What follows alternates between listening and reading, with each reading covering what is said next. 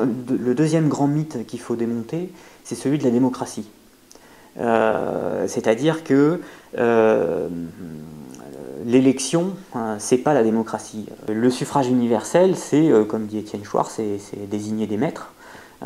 C'est-à-dire que en fait, c'est pas parce que on va mettre un petit bulletin ou quelques petits bulletins pour désigner des personnes qui vont avoir la responsabilité de définir les lois, de mener l'exécutif ou le législatif, qu'on fait ça tous les 5 ans, c'est pas ça qu'on appelle démocratie. La démocratie, c'est l'ensemble des citoyens qui décident de quelles lois on applique et de comment on les applique. C'est ça la démocratie, c'est absolument pas,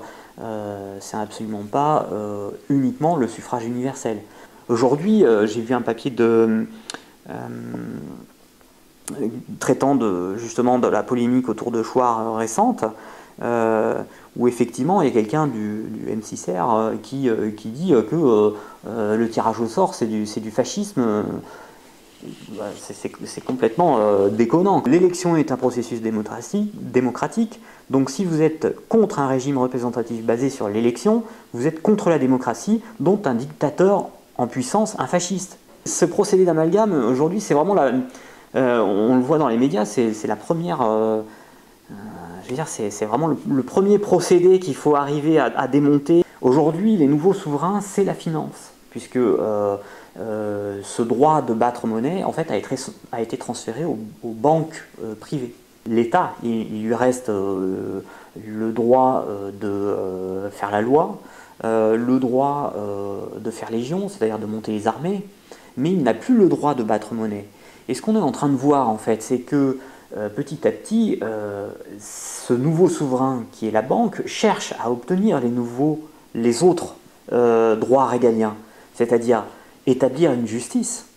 Avec le TAFTA, par exemple, on se rend compte que ce sont les multinationales qui vont pouvoir, ou les financiers qui vont pouvoir établir leur justice. Les tribunaux qui vont trancher quand il y a un litige, quand une multinationale estime qu'elle perd de l'argent parce qu'il y a des lois dans tel État qui vont à l'encontre de leurs intérêts, qui ne leur permettent pas de faire du business comme ils voudraient. Ces tribunaux sont des tribunaux privés.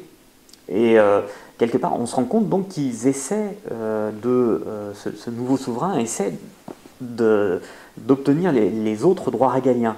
Parmi les autres droits régaliens, il y a l'armée. On a de plus en plus d'armées privées, de sociétés de mercenariat, finalement, qui font le boulot.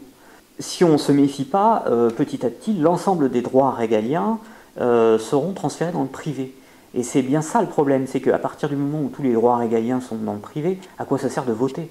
Je veux dire, ça ne sert plus, déjà on se rend bien compte que ça ne sert plus à grand chose parce qu'il y a une collusion extrêmement forte entre les financiers et les politiques, mais alors demain, si on continue dans cette voie-là, l'armée sera privée, la justice sera privée, et bon, quand on privatise ces choses-là, on sait ce que ça donne, c'est que ça ne va toujours que dans le sens de ceux qui possèdent en fait les entreprises qui assurent ces services. Et tout ça forme un ensemble de fausses idées qui empêchent de penser en fait le système. Et bon, sur la démocratie, pareil. L'élection n'est pas la démocratie, et le fait qu'on pense que l'élection est la démocratie, ça nous empêche de penser hors du cadre et d'avoir une vision objective sur le système. Donc ça, c'est d'abord démontrer les mythes, puis ensuite, une fois qu'on aura démonté ces mythes, il faut concevoir des alternatives. Parce que une révolution, ça ne sert à rien de sortir dans la rue pour demander à l'équipe de gouvernants de s'en aller. C'est Badiou qui disait ça, une révolution ne sert à rien si elle ne fait que s'opposer à l'ordre établi. Même une révolution, j'ai presque envie de dire que ça ne sert pas à grand chose. Enfin, ça a servi bien sûr, mais il faut qu'elle soit surtout porteuse d'une alternative. On peut se permettre de faire une révolution à partir du moment où on veut remplacer les systèmes par autre chose. Mais s'il s'agit juste de dire qu'il faut que les personnes qui sont au pouvoir s'en aillent, ou que s'il s'agit juste de déstructurer les institutions telles qu'elles sont, ça ne marchera pas. Parce que quelque part, ce qu'attend le pouvoir, c'est de la violence. Le pouvoir attend de la violence pour pouvoir justifier une répression, alors que si on invente des alternatives et qu'on fait en sorte de les mettre en œuvre, à ce moment-là, on se passe du système. Et là, c'est autre chose, c'est qu'on est en train de remplacer le système. Et ça se fait d'une manière tout à fait pacifique. Il n'y a pas besoin de faire des révolutions.